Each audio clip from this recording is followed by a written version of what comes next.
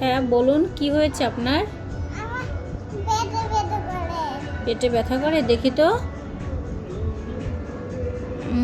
আপনি মনে হয় পচা পচা খাবার খেয়েছেন। আপনি চিপস খেয়েছেন, কেক খেয়েছেন, মামা খেয়েছেন, চকলেট খেয়েছেন, খেয়েছেন এগুলো?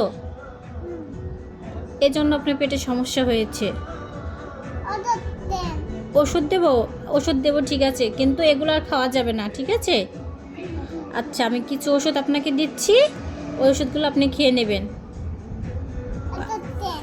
আচ্ছা, এই নেন, এগুলো খেয়ে নেবেন, ঠিক আছে? আর ওই পচা খাবার খাবেন না, ওকে? আমি বুঝিনি। ভালো খাবার খা।